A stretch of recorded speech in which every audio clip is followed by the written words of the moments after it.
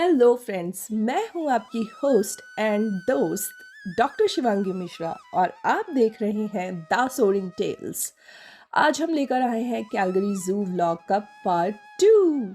लेकिन याद रखिए, कैलगरी जू सिर्फ एक जू नहीं है बल्कि एक वर्ल्ड क्लास कंजर्वेशन सेंटर भी है, जहां हर कदम वाइल्ड लाइफ को प्रोटेक्ट करने की एक नई कहानी सुनाता है।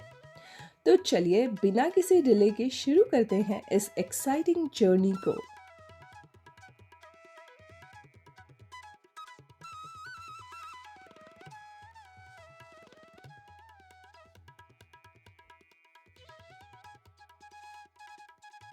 आज का दिन भी बहुत ब्यूटीफुल है, ब्राइट एंड सो वार्म।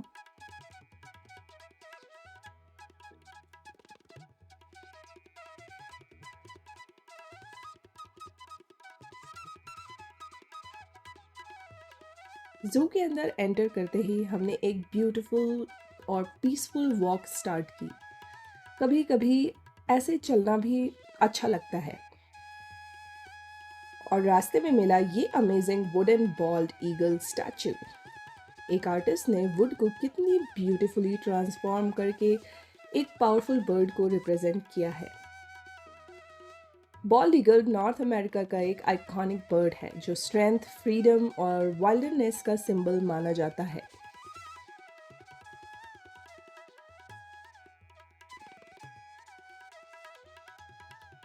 और ये ब्यूटीफुल रिवर।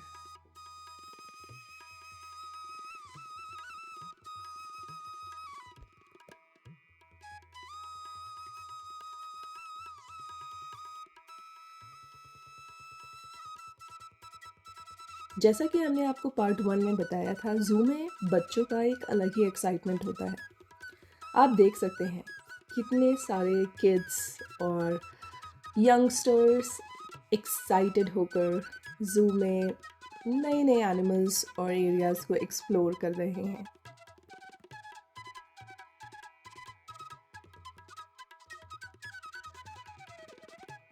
और वॉक करते करते जब लगता है कि वो थोड़ा थक जाते हैं, तो सभी को अपनी एनर्जी रिफिल करने के लिए यहाँ पर कदम कदम पे कैफ़े और स्टॉल्स मिल जाते हैं। और ज़ू एक्सप्लोर करते हुए छोटी छोटी फूड ब्रेक्स भी जर्नी का एक पार्ट बन जाती हैं। अब थोड़ा आगे बढ़ते ही राइट साइड में ये जो दिख रहा है ना, ये किटम्बा कैफ़े है। ये हमारा one of the favourite spot है, जहाँ पर जाकर हम कॉफ़ी, टी और वैसे भी बैठ के थोड़ा टाइम स्पेंड करते हैं।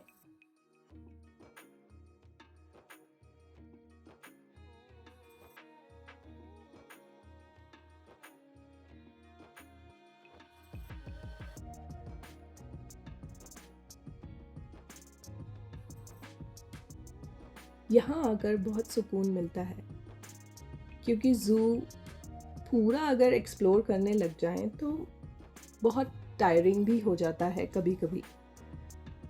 तो आपको रेस्टिंग स्पॉट्स चाहिए ही होते हैं।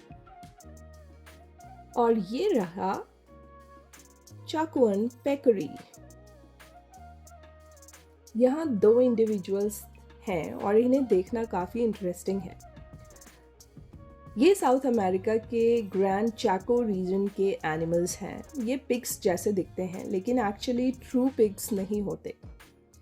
इनकी एक स्पेशल ग्लैंड होती है जो कम्युनिकेशन और स्मेल मार्किंग के लिए यूज़ होती है।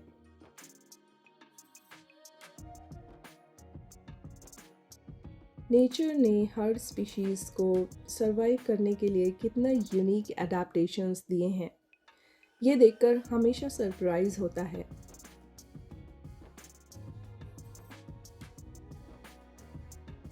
और तभी ये ब्यूटीफुल था सा सरप्राइज हमें दिखा ये पिकॉक फेदर, और ये इतना खूबसूरत दिख रहा था कि इसको रिकॉर्ड करना तो बनता था।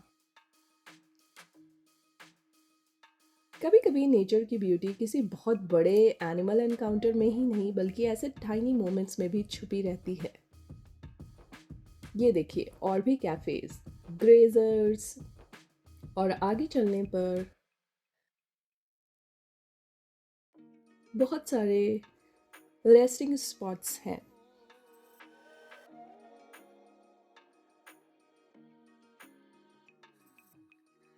मूविंग फर्दर हम अब जा रहे हैं इमेजिन एशिया एरिया की तरफ बढ़ते हुए और ये लेफ्ट साइड में कैमल कैंटीन।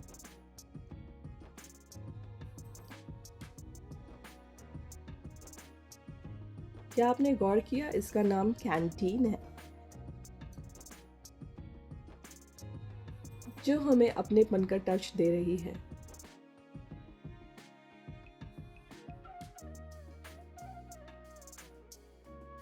जू का लेआउट ऐसा है कि आप एनिमल्स के साथ साथ रेस्ट एरियाज और फूड ऑप्शंस भी इंजॉय कर सकते हैं। जैसा कि मैंने कहा कि अगर आप थक जाते हैं तो you should rest and eat and then move further. अब हम एशियन हाईलैंड्स की तरफ आगे बढ़ रहे हैं। ये ग्रीनरी और पीसफुल एनवायरनमेंट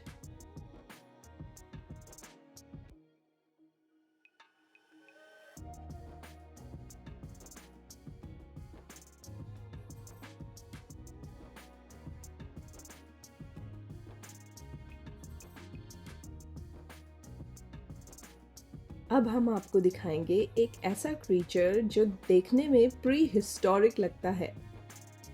जी हाँ, द कोमोडो ड्रैगन। ये दुनिया की सबसे बड़ी लिविंग लिजर्ड स्पीशीज है। कोमोडो ड्रैगन्स इंडोनेशिया के कुछ आइलैंड्स पर नेचुरली मिलते हैं। इनका साइज, पावरफुल बॉडी और हंटिंग एबिलिटी इन्हें एक इनक्रेडिबल प्रेडेटर बनाती हैं। और देखिए ये विजिटर एरिया की तरफ कितनी क्यूरियोसिटी से देख रहा है। ऐसा लग रहा था जैसे ये भी हमें ऑब्जर्व कर रहा हो। कोमोडो ड्रैगन्स अपनी स्ट्रॉन्ग सेंस ऑफ स्मेल के लिए फेमस हैं और ये अपनी लॉन्ग फोक टंग से एनवायरनमेंट को सेंस कर लेते हैं और हाईली वेनमस होते हैं।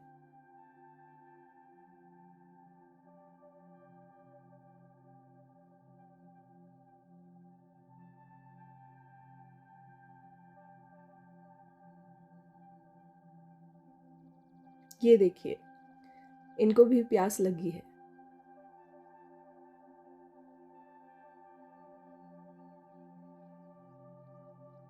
क्या आपने कभी कोमोडो ड्रैगन को पानी पीते हुए देखा है? एक जायंट रेप्टाइल को इतनी क्लोज से ऑब्जर्व करना एक अनफॉरगेटेबल एक्सपीरियंस था।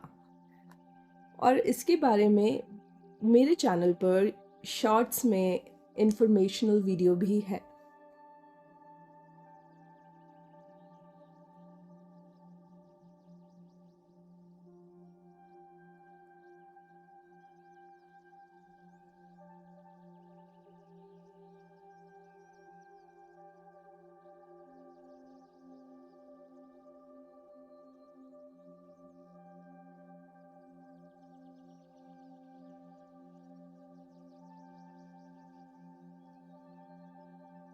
अब हम आगे बढ़ते हुए देखते हैं कि जो टैपिर्स हैं वो तो सो ही रहे थे।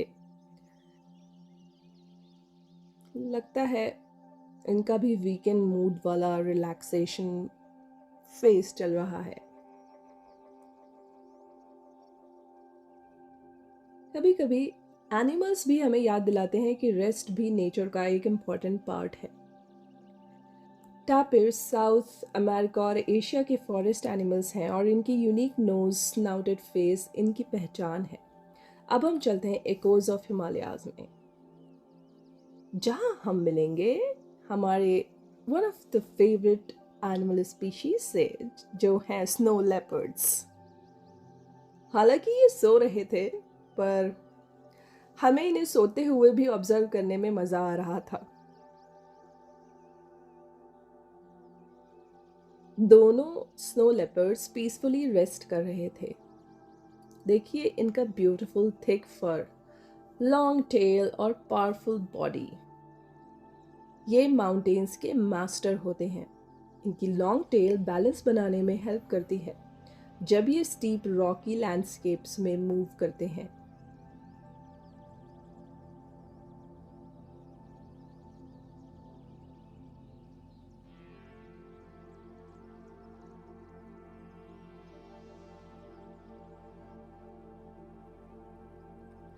और कैलगरी ज़ू में ये इंटरैक्टिव टच स्क्रीन्स भी ऐड की गई हैं रिसेंटली, जहां विजिटर्स स्नो लेपर्ड या और भी एनिमल्स के बॉडी पार्ट्स और अडेप्टेशंस के बारे में और इन्फॉर्मेशन ले सकते हैं एक क्रिएटिव वे में।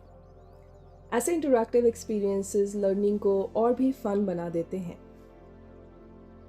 और इसीलिए बच्चों को यहाँ पर बहुत मज़ा आ रहा था। मैंने भी ट्राई किया पर फिर मैं हट गई क्योंकि मैं बच्चों को मौका देना चाहती थी।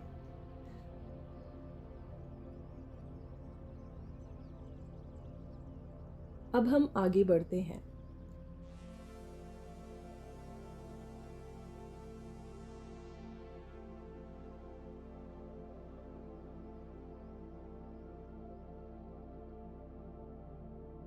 ये सिचुआन टाकिन का स्पेस है और सबसे अमेजिंग बात ये है कि इनका हैबिटेट डिज़ाइन भी इनके नेचुरल हैबिटेट के अकॉर्डिंग किया गया है। कैलगरी ज़ू ने इनके इंक्लोजर को इनके नेचुरल माउंटेनस एनवायरनमेंट जैसा रिक्रिएट करने की कोशिश की है और रिसेंटली ये अपग्रेड किया गया है। टेकिन्स एक यूनिक लुकिंग मैमल होते हैं जो थोड़ा गोट, थोड़ा काऊ जैसा अपीयरेंस देते हैं। ये हिमालय और सराउंडिंग माउंटेन रीजन्स के एनिमल्स हैं। इनका स्ट्रॉन्ग बॉडी और थिक कोट उन्हें कोल्ड एनवायरनमेंट्स में सरवाइव करने में हेल्प करता है। जू में जगह जगह पर इंफॉर्मेशन बोर्ड्स भी लगे हुए हैं। ये बोर्ड सिर्फ एनिमल्स का नाम ही नहीं बताते बल्कि उनकी स्टोरी, हैबिटेट और कंजर्वेशन चैलेंजेस के बारे में भी राइट इंफॉर्मेशन देते हैं।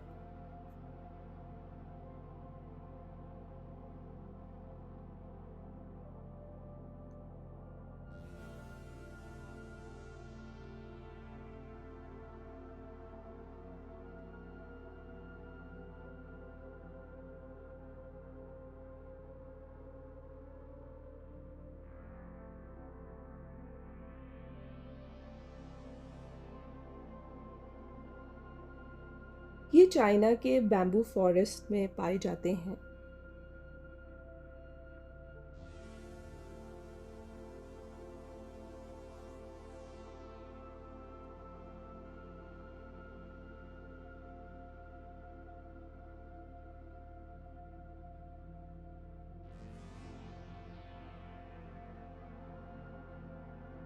इनको लीव्स, बैम्बू शूट्स और ग्रासेस खाने में बहुत पसंद है, पर ये अपनी ईटिंग हैबिट सीजन्स के अकॉर्डिंग चेंज भी करते हैं।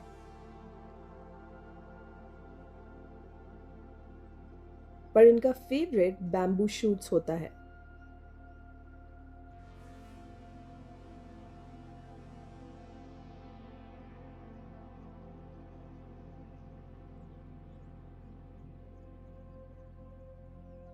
और अब आगे बढ़ते हुए हम जा रहे हैं one of the cutest animals के पास। तो गेस करिए।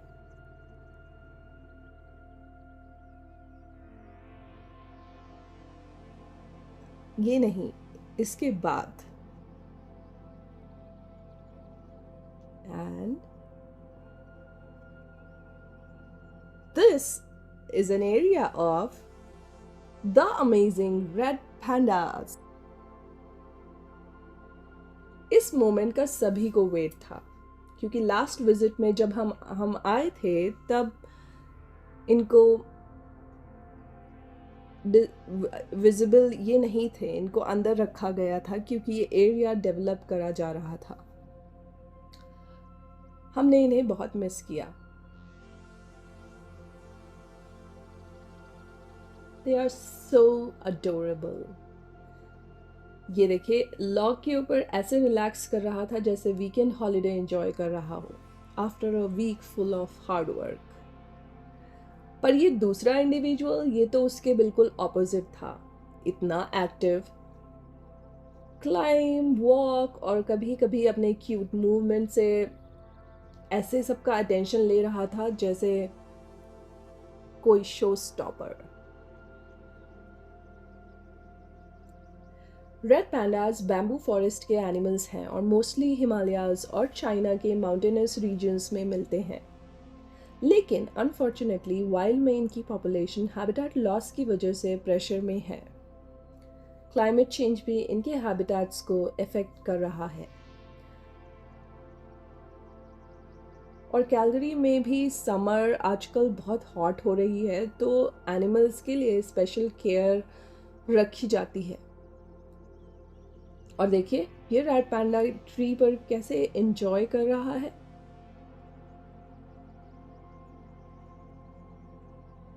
ये इतना क्यूट लगता है कि ऐसा लगता हो जैसे कोई फ्लफी प्लश टॉय जिसको बस पकड़ के हग कर लो। नेचर का ये लिटिल एम्बेसडर सच में सबका फेवरेट बन जाता है।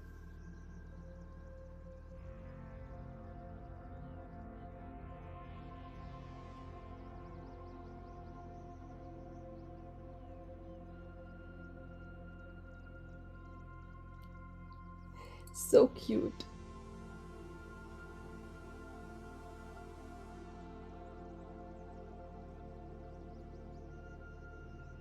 क्या आपको पता है इनके पास एक एक्सटेंडेड रिस्ट बोन होती है जो थंब की तरह एक्ट करती है और इन्हें बैम्बू ग्रैब करने में हेल्प करती है। और ये इतने स्लीपी होते हैं कि ज़्यादा से ज़्यादा सोते हैं, around 17 to 22 hours every day to save their energy. पर despite the name, they are not closely related to giant pandas. They belong to their own unique family related to raccoons and weasels.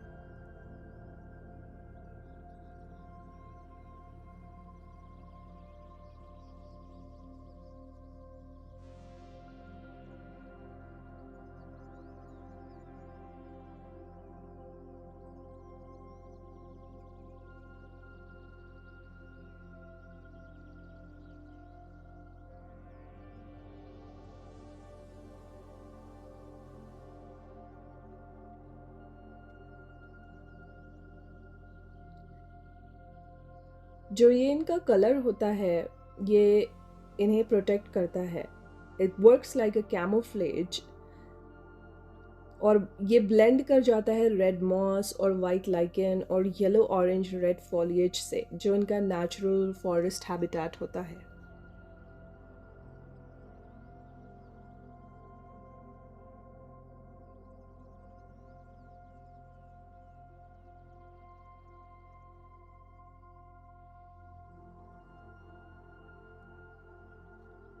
अब चलते हैं next animal के पास।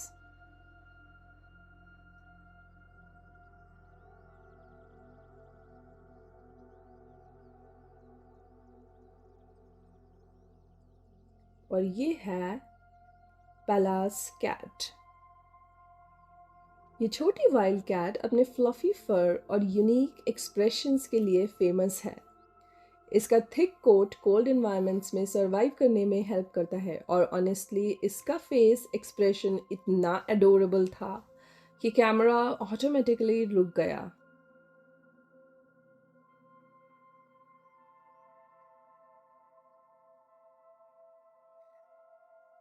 Now meet Goldie, the golden eagle.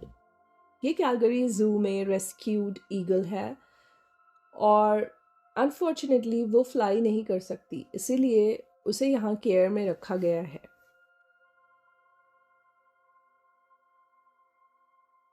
लेकिन अपनी presence से वो visitors को golden eagles और बर्ड कंजर्वेशन के बारे में एजुकेट कर रही है। तो एक तरह से वो एम्बेसडर एनिमल है। वाइल्ड लाइफ कंजर्वेशन सिर्फ एनिमल्स को बचाना नहीं होता, उनकी स्टोरीज को लोगों तक पहुंचाना भी होता है। और इसीलिए मैंने इस गोल्डी की स्पेशल स्टोरी अपने यूट्यूब शॉर्ट्स में पोस्ट की है। अगर आप जानना चाहते हो तो please go back to that special story.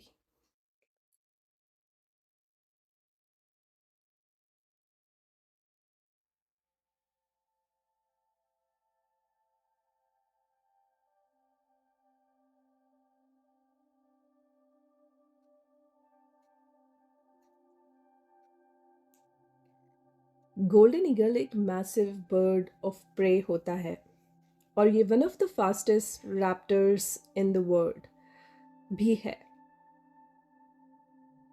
इसका wing span around 6 to 7.5 feet होता है।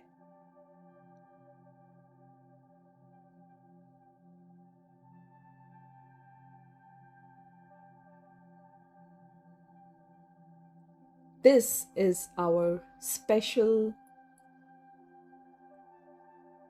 showstopper, another one, क्योंकि ये है मैग्निफिसेंट आमू टाइगर। टाइगर सबके फेवरेट होते हैं। I mean I should have said the super star of the Calgary जू।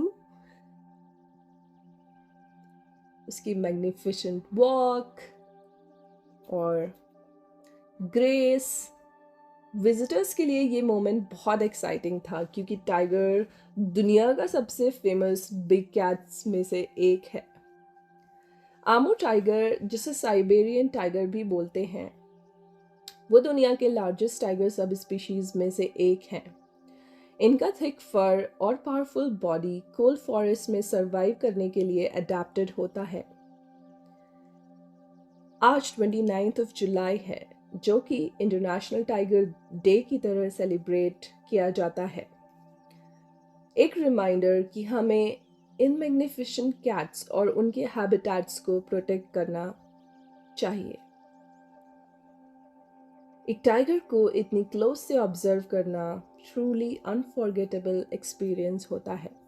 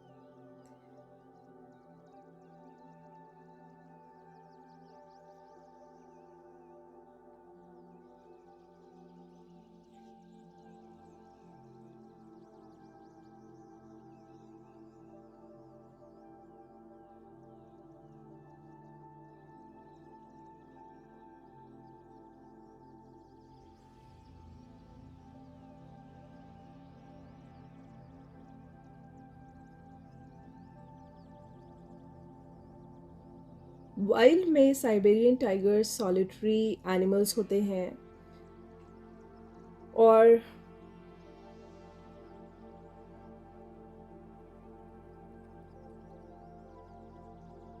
अपने आप में यूनिक होते हैं। इनका स्ट्राइप्ड फर इन्हें डिस्टिंग्विश करने में हेल्प करता है। Just like people's unique fingerprints, no two tigers have the same striped pattern.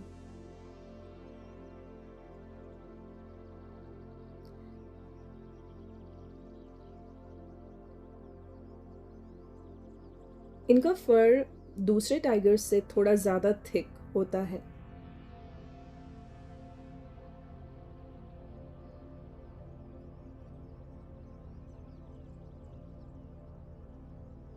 Sadly ये एंडेंजर्ड है।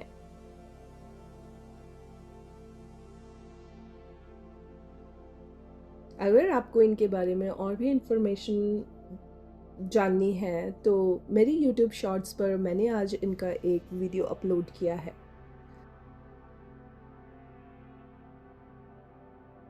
We all have to protect these magnificent tigers. और ये रहे लॉर्ड गणेशा जी, ब्यूटीफुल लॉर्ड गणेशा,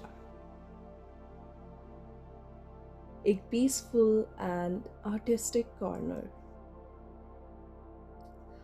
और कैलगरी ज़ू में काफ़ी कैफ़ेज़ हैं जहाँ विज़िटर्स अपनी जर्नी के बीच ब्रेक ले सकते हैं। उनमें से एक ये भी था जहाँ पर हमने थोड़ा कोल्ड ड्रिंक्स ली, और ये अंदर बहुत अच्छे से डेकोरेटेड था।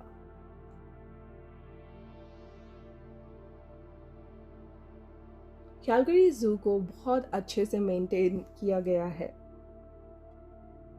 और कोशिश की गई है कि हर एरिया को उसके नेचुरल हैबिटेट से मैच किया जा सके। और ये देखिए, ब्यूटीफुल पिकॉक शेड में कंफर्टेबली बैठा हुआ था, थोड़ा स्लीपी मोड में था, लेकिन बीच बीच में आंखें खोल खोल कर चेक कर रहा था कि आसपास कोई डेंजर तो नहीं। और इसीलिए ज़ू के वॉलंटियर्स क्राउड को शांत रहने को बोल रहे थे।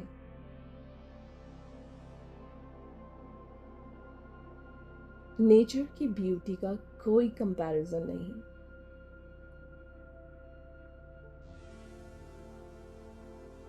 Look at their eyes. So beautiful. I love peacocks. और अब आगे बढ़ते हैं। Another one of my favorite places inside Calgary Zoo जो है the NMAX Conservatory। ये एक मैजिकल बटरफ्लाई वर्ल्ड है। तो चलिए दिखाते हैं आपको तितलियों की नगरी। मैं जब भी यहाँ आती हूँ मेरे हाथ पे बटरफ्लाइज नेचुरली आके बैठ ही जाती हैं। ऐसा लगता है जैसे वो फ्रीक्वेंसी को कैच कर रही हों कि आप अपने मन में क्या सोच रहे हैं। जो चाहता है उन्हें चेस करता है, वहाँ वो नहीं बैठती। पर अगर आप रुक जाते हैं और आपका इंटेंशन अच्छा होता है तो वो आपके ऊपर ज़रूर बैठती है।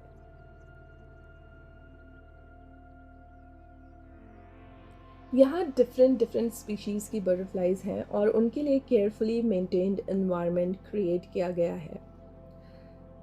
बटरफ्लाइज को सरवाइव करने के लिए स्पेसिफिक होस्ट प्लांट्स की ज़रूरत होती है और यहाँ प्लांट्स को थॉटफुली मेंटेन किया जाता है।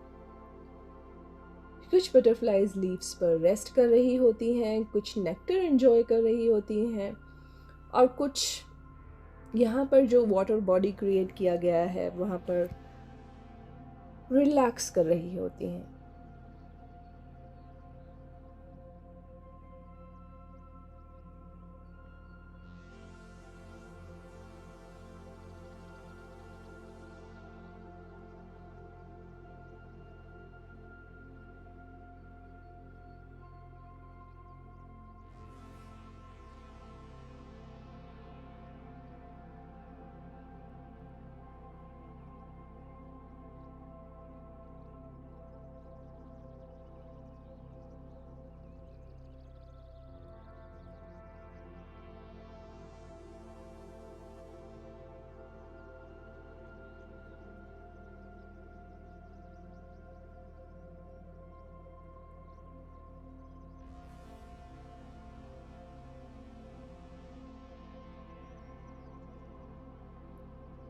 बटरफ्लाइज का लाइफ स्पैन और इनका लाइफ साइकिल बहुत फैसिनेटिंग होता है। अडल्ट बटरफ्लाइज की लाइफ स्पैन स्पीशीज़ के अकॉर्डिंग वेरी करती है और कई बटरफ्लाइज सिर्फ कुछ वीक्स तक ही जिंदा रहती हैं।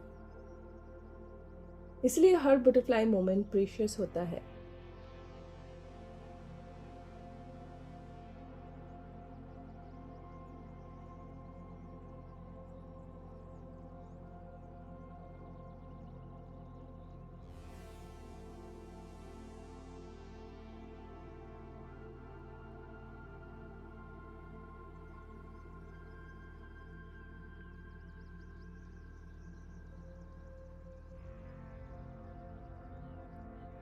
टू 2009 में इस एरिया को कम्प्लीटली रेनोवेट किया गया था।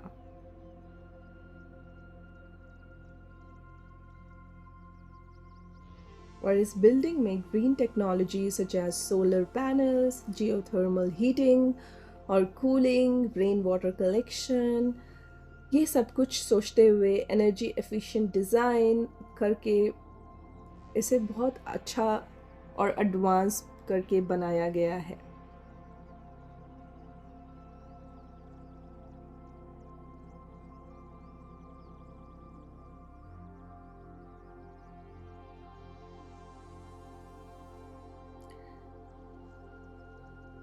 यानी कि ये पूरी तरह से इको फ्रेंडली टेक्नोलॉजीज़ के साथ डिज़ाइन किया गया है।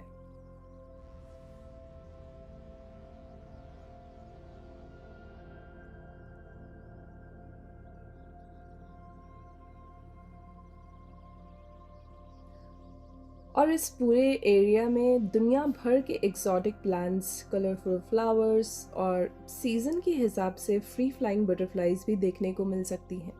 ये देखिए, कुछ बटरफ्लाइज वाटर बॉडी पे रिलैक्स करती हुई।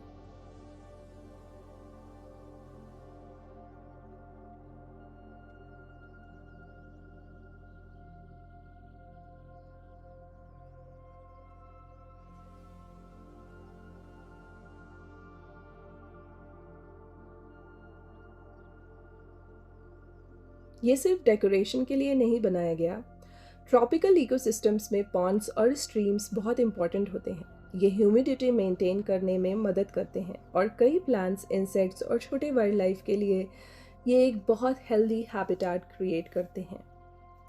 नेचर हमें सिखाती है कि हर छोटी सी चीज़ भी, चाहे एक लीफ ही क्यों ना हो, वो पूरे इकोसिस्टम को बैलेंस रखने में अपना रोल प्ले करती है।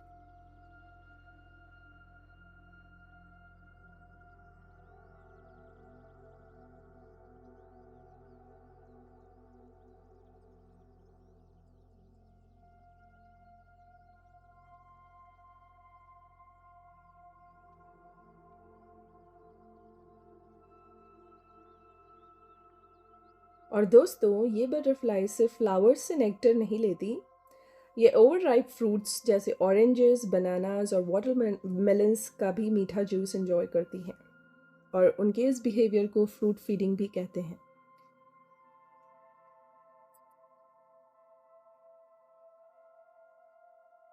अब हम चलते हैं प्री हिस्टोरिक वर्ल्ड की तरफ। पार्ट 1 में हमने ये एरिया इसलिए कवर नहीं किया था क्योंकि रिसेंटली उसी के जस्ट पहले हम ड्रम हेलर विज़िट करके आए थे। और इस एरिया को ड्रम हेलर के हैबिटेट के रेप्लिका की तरह क्रिएट किया गया है। तो इसलिए हमने सोचा हम आपको इस एरिया से दूर क्यों रखें। तो पार्ट 2 में हमने सोचा हम इसे भी कवर करते हैं।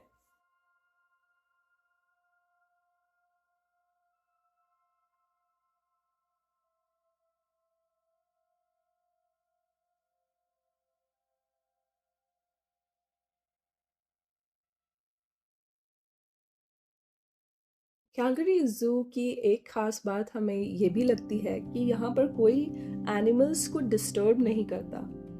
जितने भी विजिटर्स आते हैं, फिर चाहे वो बच्चे ही क्यों ना हो, बहुत पीसफुली और केयरफुली एनिमल्स को ऑब्जर्व करते हैं।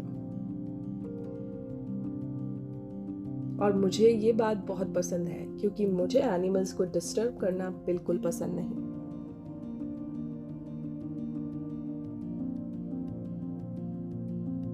यहाँ से डाउनटाउन भी दिख जाता है।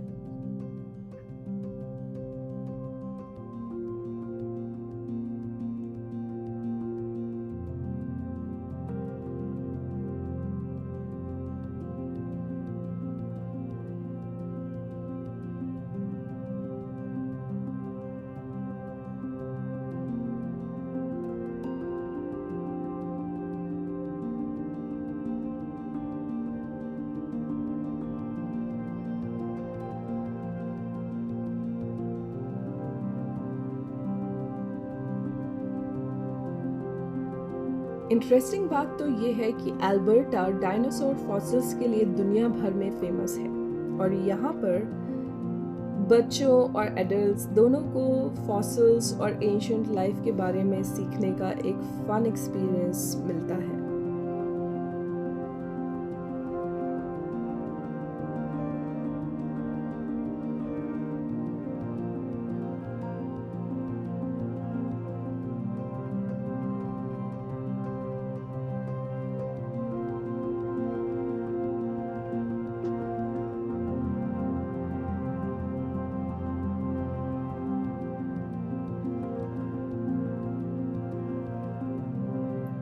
और यहाँ आप देख सकते हैं ये माउंटेन टाइप लैंडस्केप जो प्री हिस्टोरिक इन्वायरमेंट का फील देता है।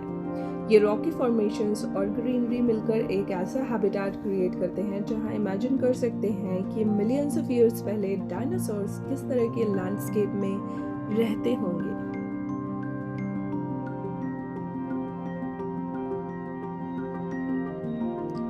तो ये सिर्फ डायनासोर्स के मॉडल्स देखने के लिए नहीं बल्कि अर्थ के एंशियंट हिस्ट्री और चेंजिंग एनवायरनमेंट्स को समझने का भी एक फन एक्सपीरियंस है।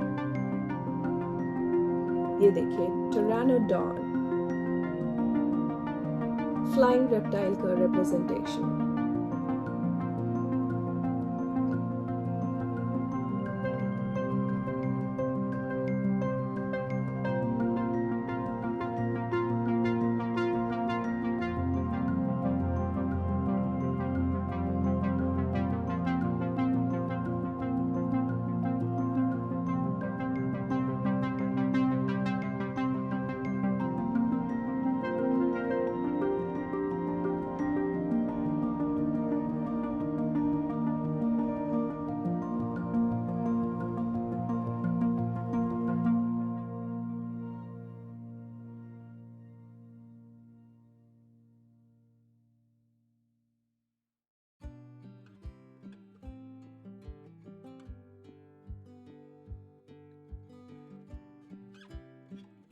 और ये श्रुथियोमाइमस, आपको नाम से समझ आ जाएगा कि ये ऑस्ट्रिच मिमिक यानी ऑस्ट्रिच जैसे दिखने वाले होते थे क्योंकि इनका बॉडी शेप और लॉन्ग लेग्स एक मॉडर्न ऑस्ट्रिच की याद दिलाते हैं और ये बहुत फास्ट रनिंग भी होते थे।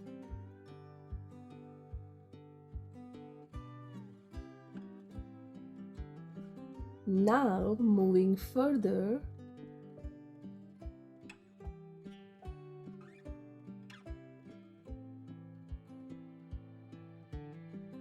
ये रहा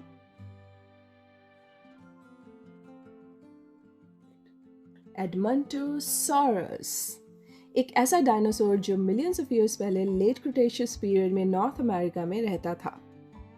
इसका नाम अल्बर्टा के एडमंटन रीजन के नाम पर रखा गया है क्योंकि इसका फॉसिल पहली बार इस एरिया के आसपास ही डिस्कवर हुआ था।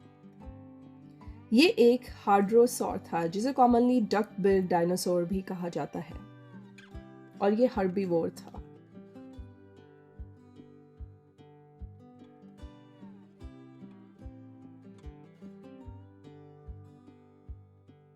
और दोस्तों अब हम आपको दिखाएंगे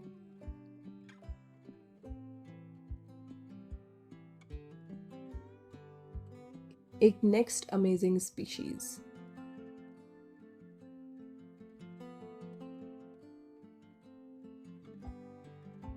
जो है ट्राइसेराटॉप्स, एक ऐसा डायनासोर जो अपने 3 बड़े हॉर्न्स और जायंट बोनी फ्रिल की वजह से सबसे इजीली पहचाना जाता था।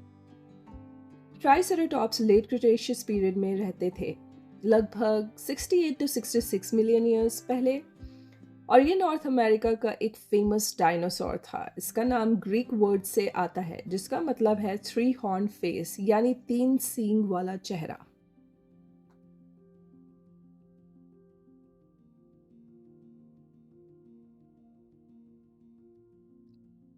ये भी एक हर्बीवोर था। और now our favourite T-rex with a young one.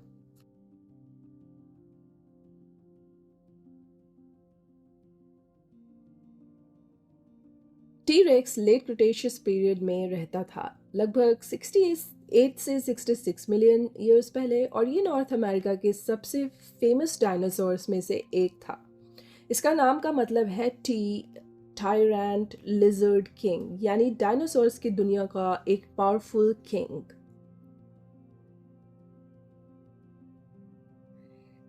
इसके बड़े साइज, स्ट्रॉन्ग जॉज और शार्प टीथ इसे एक टॉप प्रेडेटर बनाते थे। लेकिन इंटरेस्टिंग बात यह है कि टीरेक्स एक के छोटे फोर आर्म्स के बावजूद इसका बैलेंस, पावरफुल लेग्स और मैसिव स्कल इसकी हंटिंग एबिलिटीज का इंपॉर्टेंट पार्ट थे। और आज जो हम अल्बर्टा की लैंड देखते हैं ना, ये वही रीजन कभी प्री हिस्टोरिक जायंट्स का घर हुआ करता था। और कैलगरी जू का ये डायनासोर एरिया भी हमें याद दिलाता है कि अर्थ की हिस्ट्री कितनी फैसिनेटिंग और कॉन्स्टेंटली चेंजिंग रही है। And now this is सेंट्रोसॉरस।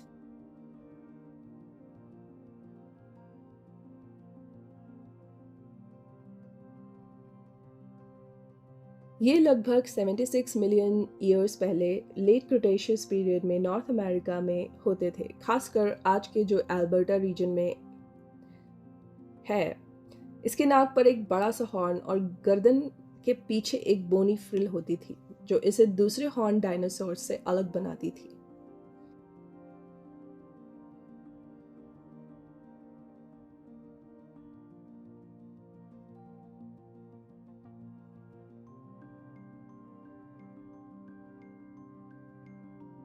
और इसी तरह हमने कैलगरी जू के प्री हिस्टोरिक पार्क का सफ़र यहीं पर ख़त्म किया।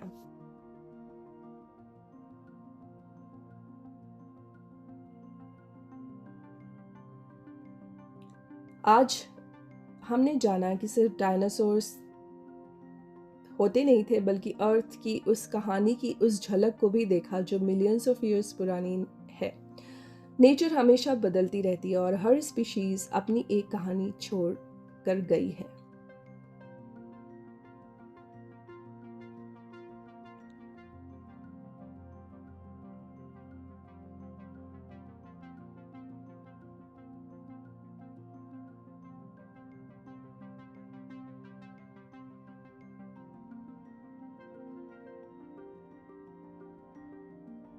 This was all about part 2 of the Calgary Zoo. If you like this video, please don't forget to like, share, and subscribe the Soaring Tales. Until then, take care. Bye.